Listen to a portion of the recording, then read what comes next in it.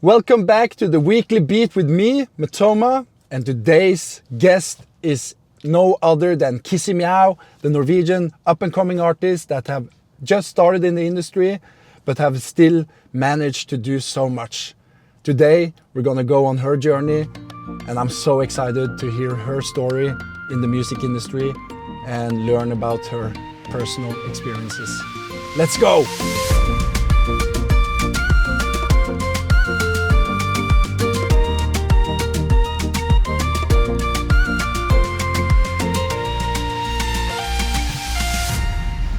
Yo! Hello. Hey! What's up? Yeah. Good to meet you. Good to meet you. You're a fellow Norwegian, but we Yeah. have to speak in English. I know, it's kind of strange. I've been Is it? trying to get into the English mood Yeah? this morning, but now So you've been talking to yourself in the Yeah. mirror? Yeah. Amazing. How are you? I'm good. How are you? You have a beautiful energy. Really? I'm so excited for today. And I did a little research, Yeah. heard your music. Okay. And you have so much soul. Oh my god, thank you. I never thought that I would make that kind of music. Yeah. And then someone just like, oh, you should try a drum and bass beat. Yeah. And then suddenly that became like my thing, you know? I think maybe it's the rawness in the energy Yeah. that connects you. You Yeah. know, like it can really get out the emotions in your vocals, Yeah. and you have so much power. Yeah, thanks. I feel like my melodies naturally are really like ballad Yeah, melodies, so maybe that works with the faster beat. yeah. So it's not that like, you know. Do you want to make a fast beat today? Yeah. Let's You know, do it. you know my typical beats. They are not that typical fast. But Yeah. today You want to make something fast? today I actually want to challenge myself. Yeah, I mean, Yeah. when you're with me, we're gonna make something fast. How old are you? I'm 23, Oh, from Lillehammer. ooh. Pretty, Lillehammer is an amazing place. Yeah, the best ski place is in Lillehammer. it is though. Yeah. We had the Olympics. That's I like the know, only but- thing people know. but- Have you always been fan of music? Yeah. Yeah. So music has always been like a big interest in your Yeah, life. yeah. I remember in like kindergarten, I would always want to like sing solo, you know, in front of like the parents. I'd be Yeah. like, I want to sing. And So I was you- a pretty shy kid, so it was kind of like, oh, But- people were kind of shocked. But you know, shy kids, they usually have a tendency of having some sort of talent. Yeah. Kissimjau, Yeah, that's me. how did you get your name? Okay, so I've been called Kissi since elementary school. Yeah. It was just like a girl in my class who was like, I'm gonna call you Kissi. Yeah. And then it was like a snowball effect, so everyone started calling me Kissi, and my family started calling me Kissi. So now I am Kissi. Like, I relate more to that name than Christina. And meow. Meow was, because I was just Kissi on Spotify, like my first songs. Oh, so you started out with Kissi. Yeah, but then it was actually my Instagram name. Yeah. Because Kissi, I think Kissi was taken. So I was like, okay, Kissi music, not that cool. And Meow was the first thing that I thought of. Probably because I like cats. So I Yeah. was like, okay, Kissi Meow. I really like cats too. My like For You page on TikTok is just cats. Cats. Cats. Cute cats, funny cats. Yeah, and like the purring sound. That is so cute. I think it's like, You will become best friends with my fiance. She doesn't stop talking about cats. do you have cats? Yeah. Yeah? But since I tour so much, Yeah. and since we moved from Trondheim to Oslo, and she is an outdoor Norwegian forest cat, Yeah. we had to give her to our mother and father-in-law. Oh, yeah. But So they're still your cats. Yeah. And whenever I go there, it's so easy to see that she's very attached to me Yeah. as like one of her protectors. Yeah. Yeah. I want to get a cat in Oslo because I just have it like my family cat at home. But there's indoors cats, you know. I know, but I think it's kind of sad. I don't know, because I'm used to like my cats like going out and hunting, you know, being in the woods. Yeah, like a Because I live like right next to forest the cat. forest. Yeah. Yeah. So now, you know, when you picked me up, it was like in the middle of Oslo. Yeah. I don't know if a cat would like it there, to be honest. No, it has to be then indoor. So you went from a cat person, very cozy, up in Lillehammer, to calling yourself Kissimjau Yeah. as an artist. moving to Oslo, Yeah. 23 years old, Yeah. and figuring out life. Basically. Yeah. I mean, I went to Olympi after high school. Oh, Yeah. So can you tell me a little about that? it's a like pretty known music school for producers and songwriters and artists. So they accept like 46 students each year from all over the world. Wow. And yeah. so they basically take every musician, songwriter, you just have to apply. Yeah, you just have to like send some original songs that you made. How old were you then when that happened? 18, 19, and I applied. It was so funny because I'm from Lillehammer, but I never heard about that school. Yeah. It was pretty new, but I was like, Limpy, what's that? You know, once in my career, I got asked if I wanted to have a guest, like not performance, mentor. but mentorship at Limpy. Oh, but I was so afraid because I was so young. Yeah. But I now have a vision of making my own music school, but in my region. So I'm building like a culture school with 5 studios and in Frisa. Yeah. Because you know, like when you grow up in a small town with less like limit opportunities. I know it's like different than in Oslo where you can actually. Here, like in Oslo, you can just like jump on the subway and go around, and you can see so much culture. You can like if you don't get into that class, you can go to the next one. But in Flisa, it's like either you're in or you're out. Yeah, I didn't have like any music school like for high school, so I just had to go the normal. So when did you like decide? Like music is what I want to pursue. I would say I was pretty active like in Lillehammer when I was like 13, 14. I was singing like every local show, you know. Yeah. But then it was like high school, and then I didn't know anybody who was doing music, so I just did it by myself, like playing guitar, writing songs in my room. And no one really knew that I was making music, so I was like, So you were, that was kind of like your place of safety to experience, to express. But I feel like that shows that I do this because I love it. Because was music your way of like connecting with your feelings? Yeah, 100%. Like every time something happens in life, I'm like straight to my notes and like writing lyrics about it. And some of your, like, can you take me into like a song process of yours, like when you sit there and you get into the zone, being 16 years old, what, like when you're on that road and you have to make a decision, like, am I going for that, or is it something inside you that, is it a feeling, or is it like knowledge, or is it experience? It is for me just like my first instincts, really. Like I didn't overthink. I was just writing and singing melodies, you know, and I didn't even know what like a pre-chorus was, or but I made it without knowing the term of it, you know. So it's kind of interesting to look back, because I think the songs are still like good, even though I didn't really know.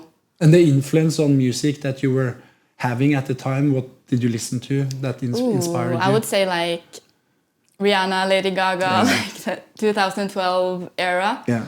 I like a lot of party music. Yeah, like upbeat, electronic. One thing I really love with Rihanna is like the layers she has. Yeah. Like she is a very soulful person. Yeah. But she can also be fun. I know, she can do everything. Yeah. Well, I feel like you could do everything too. Thanks. I mean, I hope so. Yeah. I would like to like develop through my career and make different stuff. So you went from a shy girl in Lillehammer to pursuing music, and you wanted to go to Limpy. Yeah. How was that process, like applying to the school? Was it like scary? Was it? I honestly did not think that I would like get in, but I was like, okay, I'll just apply, and because I would regret it if I didn't. But why did you think that about yourself? I never showed like my original music to anyone. I just wrote it in my room, you know, and just like. So you were a bit like. I knew like inside that it was good, but I never got it confirmed. So it was still kind of like. And also, I'd never been in the studio. I'd never done anything professionally. Yeah. So I was just recording like on my voice notes. So you were basically just having your phone. I was like, because I didn't know how to record anything. I just took my phone. I was like playing guitar and singing a song that I wrote. And then that got me in because they saw the potential. So it doesn't have to be like a full, professional thing for them to see your talent. That's what I feel about music. Yeah. I see so many people, I meet so many people, and one thing that I always try and tell others is try and fail. Yeah, like sure. What inside of you stops you? Yeah. I meet so many people that doubt themselves and I doubt know. the process of experiencing feelings. Yeah. And for me, music has always been like a groundness where I can, like if I have struggles in daily life and I need some clarity, Yeah. piano is almost like meditation for me, where I go and just sit and play. I feel the same. I feel like the feeling when you make a song that you think is like so good, and then you just listen to it on repeat by yourself. That's like one of my favorite, probably the best feeling in the world for me. Just like, this is so good, and I made it. It's just like such a Isn't special that the best feeling, where you're like in the creative process? Yeah. You're pouring out something from your soul. Yeah. And either you're happy with it or you're not, but it's still an enjoyable process. I know. It's still and like, I wish everyone could experience that, because I'm like, it just feels so good, Yeah.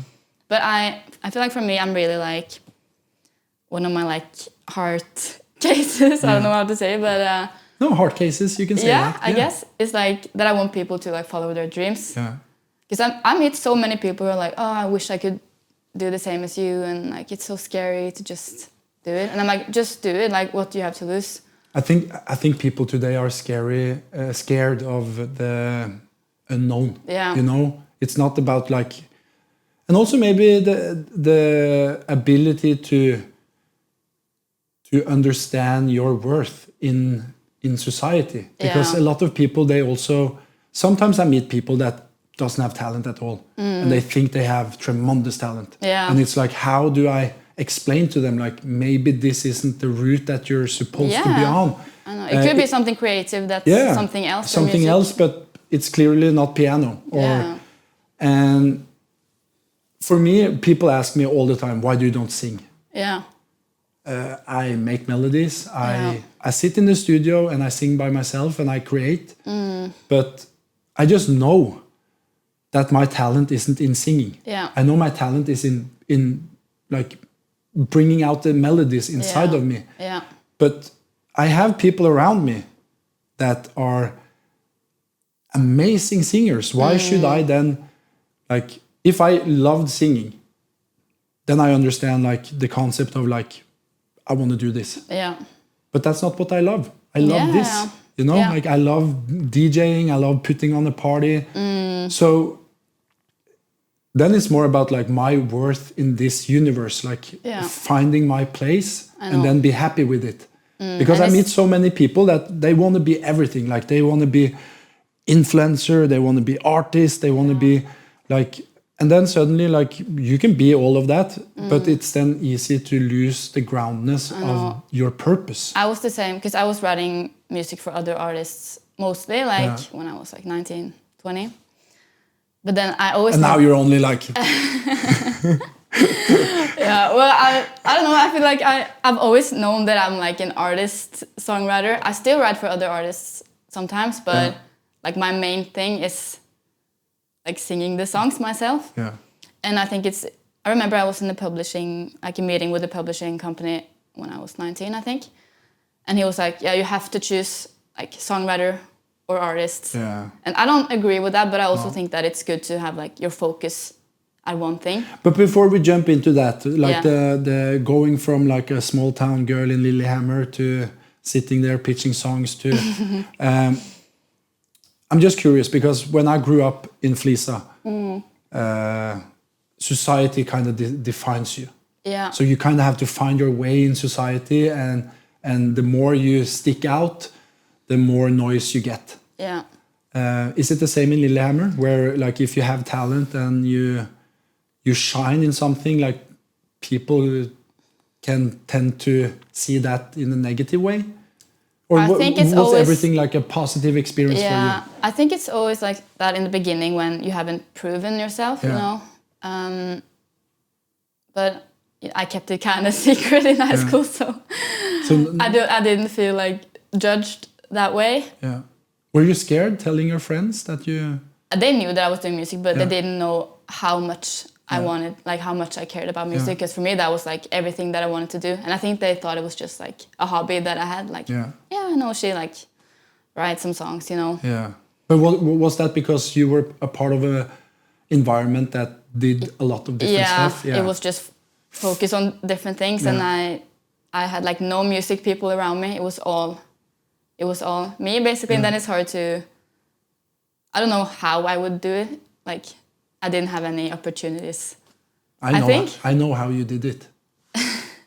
Here, everything is here. Yeah. You know, you have immediately when I saw you on the street, I could just tell like you have a sun within you that shines. Thank you.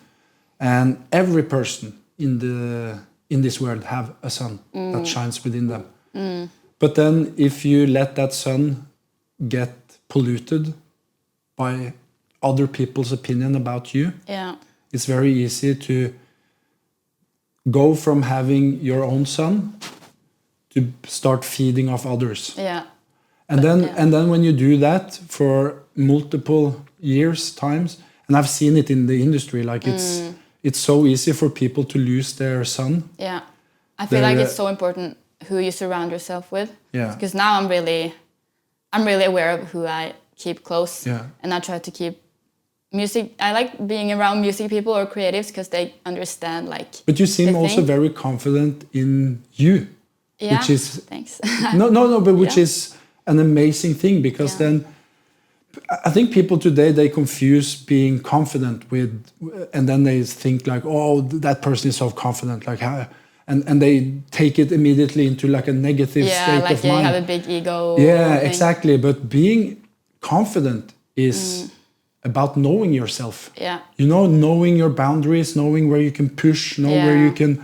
I feel like that's only the recent years that I've learned like my worth, I guess, and like now I know I'm talented and I know that I deserve this, and I work hard. You know? Yeah. So you then go from being a girl in a community where music isn't a part of it's a part of everyday's life, but it's not a part of your community, like in culture. Yeah. How did you break out? I think I was always gonna break out at some point. So that was just a feeling you had inside of you. Since I was little, I was like, I know that I'm gonna do this. Yeah. Like, you know, like when you're young and you have like your dream job, and mine was always like an artist. I never said anything else. So that's amazing. That is really amazing. Like the last year, you've been super deep into like drum and bass, and that has been like your universe. Yeah. And drum and bass is not my genre, but I love drum and bass. Sub Focus. Have you heard about him? No. Is that a genre? No, he is an artist. Oh. And he is amazing. Okay. Drum and bass? Yeah. And I think like maybe he was one of the reasons why I started making music, because my brother was listening to him. Like he has like this one tune which is like really like it's a mixture of like film music and drum and bass, and it brings out like all these like emotions. I like that because I like kind of dramatic Me music. too. Yeah. And I thought like if I'm jumping into the drum and bass universe today, which I'm fine with because I love every genre. Yeah. I'm always been very fascinating about the tempo, about the rhythms, about the emotions that drum and bass artists often get out of their music. Yeah. What made you like wanted to explore that? I can't really take credit for that because I worked with some producers who were like saying, "Oh, your voice would sound so good on that kind of beat." So we tried it, and it was really new to me. I don't think I would have jumped on it yourself. So and who were these producers? It was just two producers that I... Norwegians or? Yeah, I just worked with at the time. And, do I know them? No, I don't think so. Younger than me. No, they're called Owen. It's like a duo.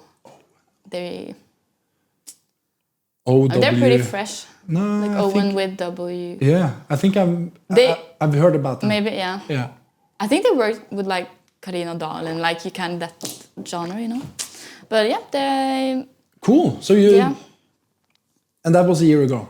That was a year ago, and. And how many drum and bass demos have you made since? Ooh, probably like 30 maybe. And how many of them have been released? 5? Oh, yeah. And you're making one more today? Yeah. Which we're gonna release tomorrow. Yeah, oh my god. I'm excited.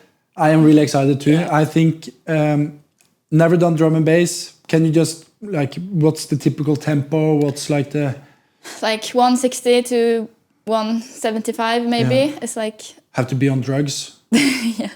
No, but for me, like I feel like I want to like hit the people who maybe they're not like the typical drum and bass listeners, you know, because I'm not that. Like I like drum and bass, but it's not like what I would. Do you know another look person that loves drum and bass? Who? Becky Hill. Oh, really? Yeah. And when I made False Alarm with her, she had like a breakthrough in drum and bass. Yeah. And then I she didn't did know more that. pop. Yeah. And then now she's back again with drum and bass. Yeah, because I like pop drum and bass. Yeah. Like you still have like the I think melodies. I think she has maybe like in the way I hear it, like she is so talented because like she has managed to take what you say pop into drum and bass. Yeah. And I think making like the genre more accessible to everyone is kind of what I want to do, you know? Like, you know, Strangers by Kenya Grace. Yeah. I think she did it really well. Yeah, because me that's too. drum and bass, but still like a mega banger. Yeah. Am I completely off if I say Running with Beyonce and what's his name? You know, running. Yeah. Yeah. Oh, with yeah. I forgot that Beyonce one. and Running from myself no more. yeah. Yeah. Isn't that like a little like drum and bass? Oh yeah. Oh my god, maybe. Yeah. But just like very poppy. Yeah, poppy drum Yeah. bass. Yeah, true. He also made the La La Yeah. Naughty Boy is his name. Oh my god. That's a crazy artist name. Naughty Boy. Yeah, I've heard some stories about him too. Really? Yeah. He's a naughty boy. He can answer that himself. Yeah. Can you just take me like you then went to Limpy? During Limpy, what happened? Like, was that when LA contacted you and? Yeah, yeah. It was. I feel like I got a lot of confidence that year. Yeah. And confirmation that I was good at writing songs. So I feel like I got a lot of interest from like mentors and stuff that I visited the school. So I got a deal like pretty fast, but it was just not like a written deal, but it was like, I want to sign you. Yeah. It was this. Somebody contacted you because you had talent. Yeah. And they saw your talent. Yeah. And they sold you. Yeah. Yeah, like they called and I see your talent. Like I remember that call too. I've had many of them. I was like, okay, now my career is like. Yeah, it's you get so excited. You don't know what it is. Like it's like. I know. Yeah. Now looking back at it, it's kind of embarrassing because I was just so happy for like this deal that I had. Yeah. So like my friends brought me flowers, and my family popped champagne, like, woo, you're gonna like sign to this publishing thing. But and then it was a lot of big words and lies, really, like promises that was not true. And imagine doing that to a young girl. I think have you like had reflections on that afterwards? Yeah, I feel like it affected me for like probably 2 years. I was like, wow. Because I don't know, I'm like a trustful person. I trust people pretty fast, which I think is a good thing. But I feel like that kind of, because music means so much to me, and when someone lies in that way, it was hard. Yeah. But I feel like I came out strong from it. But yeah. I think the ability to see you as you when that happens is so important. And then make a standpoint like, is this something that I allow? Yeah. Or is this something I totally reject? Because now I would react different to this because I feel like I was just so young. But I always also like noticed that when I made songs, I would make them and have in the back of my mind like, okay, will this person like this song? Yeah. Like, okay, he would like if I you had that start lyrics. Making songs for others instead of yourself. Just so some publishing guy would like it, you know? Yeah. And I don't think that's good to have like restrict yourself so someone else will like your music. Yeah. So I'm so happy that I didn't go into a deal that early too.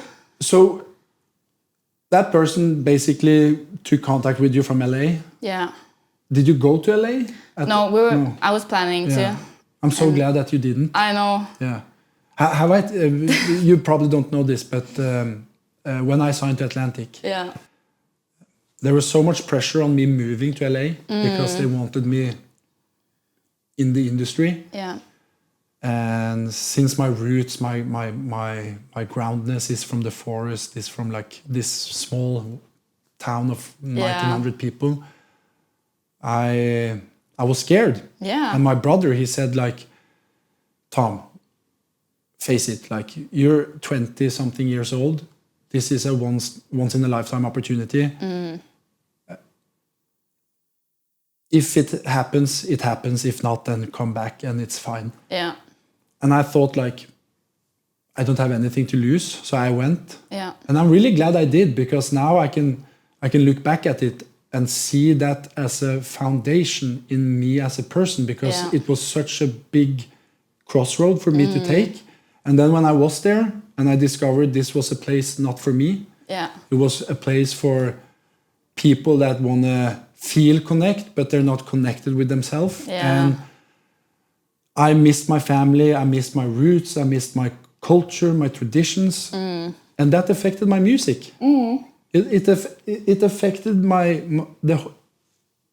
the total environment of my music making. Did you go there for like sessions? No, I went there like I was house shopping and I was looking for a house. Okay. It was quite serious. Damn, so you were gonna move there? Yeah. Or, maybe move. And then something in my mind, and I don't know what, but it was just like a feeling. And this is what I'm talking about. Like people today, they're not connected like that anymore, because it's like, or some are not connected. I can't say everybody, but it was just like a feeling that came with me. And what it made me feel was like uncomfortable. Yeah. In a way I've never felt before. And I felt uncomfortable in a room. I felt uncomfortable in a situation. But this was an uncomfortableness that was something that affected my soul. Yeah. Like like I know what you mean. If you know what I mean, like I could really, really feel this is hurting inside. And I was waking up, not feeling good. I was laying, and I thought like, oh, maybe if I get some friends, it will get better. I did that, but it was just the overall environment of LA. I think like you're not meant to be everywhere, you know. No. Like you have your own exactly. place in the world. You have your purpose. Yeah. That's interesting to hear about. I've never been to LA or. No, you should go. Like, oh, it's an amazing place to experience, because. But maybe not live there. No, I think feel it out. Yeah. It's every person are different, Yeah. and every person makes their own decision. Yeah. But for me, that decision was not the right one. No, the people that I've met from LA are really like flaky and kind of like surface level, and I don't really vibe with that. So I think it's just like our culture here in Norway is just so different. And then when a culture becomes like you do something for the benefit of getting something in return, when you have talent, you can attract talentless people. Yeah. Have that happen to you? Where you've like felt they are shallow and it's not a nice experience, but like in the beginning you thought like they were nice and trustworthy. You told me a little about it. Oh yeah. Yeah. I feel like when I first moved to Oslo, the people that I met, I think because I didn't, like, no one knew who I was completely fresh, you know? So the people I met, that was like a struggle that I had, that I didn't really know people's intentions to work with me. Yeah. So I met some questionable people, to be honest, that I... How did that make you feel? Like, at the time? Like, now you can reflect on it, but at the time, how did that make you feel? I was kind of like ashamed, because I was like, am I giving off the wrong signals? Or... So, isn't that weird? Like, how another person with their behavior can make you insecure on yourself? I know. Because of their behavior? Yeah. It's... Can you tell me like a little what it was happened? Like one of the first people that I met when I moved here. He was a manager, producer. Yeah. He was pretty like established. And he sent me a text and wanted to hear some demos. And it's like, oh, really good. Maybe we should like work together. And I was really excited. And he helped me with getting sessions. And yeah, we made some songs. Some that got released by other artists. And so that was nice. I guess like he kind of helped me with some stuff in the beginning. But he also... It was just something off about him, because he always wanted to drink and be like, okay, let's meet at the bar and so we can talk. He pushed his addictions on you. Yeah, and like he said that he wanted to help me and we were going to talk about like my career and business stuff. Yeah. But he would just get drunk and, you know, that was the vibe. And he tried to kiss me and it was just... And how old were you then? That was when I was 19, 20. And he was like, I don't know, 10 years older maybe, like 30. And it was, I don't know, it was so weird because I never thought of him that way, like at all. Like it was not in my mind at all. And it's hard because you have to be nice to people. Yeah. Like he showed the true him. Yeah. And he showed his insecurities to you. And that is something a man should not do. Yeah. Was that like the first interaction you had with music people? Yeah, one of the first. But it has happened more times. Yeah. Yeah, but that was like, I would say he was that was like the worst, because... How does that make you feel? Like... It makes me, because I'm like, you know, I'm a songwriter and artist, so I often just work with the producer alone, because that's how I'm used to making music. And I think it's sad if you like don't feel comfortable. Yeah. And that you feel like you have to bring in another person, you know. Yeah. It's, you know, I've never experienced that in the music industry, but one thing I've experienced is having concerts. Yeah. And if you get booked by private people, for example, and they like, oh, they paid for you to come, they feel some sort of worth to you. Yeah. Then boundaries can be out of boundaries, basically, and it makes me really uncomfortable. Yeah. So I can't imagine like what you went through at the time. Yeah. Just trying to find your way in a hard industry, and then being... I just wanted to do everything to make it work, you know, and then it's shit when that happens. Yeah. And I didn't tell anyone because I didn't want it to like come back at me. But I found out. But you should never, ever feel ashamed. Yeah. For you. I'd be like, now I know that. Yeah. Yeah. Can I give you a hug, please? Yeah. I'm so sorry. And I just want you to really understand that this place here is your safe place. Yeah. Yeah. Like. No, but I know that. Like, and now, after our meet, like you will always be a part of this family. Oh, yeah. That's nice. Yeah. Yeah. Now I'm You know, so happy. I can't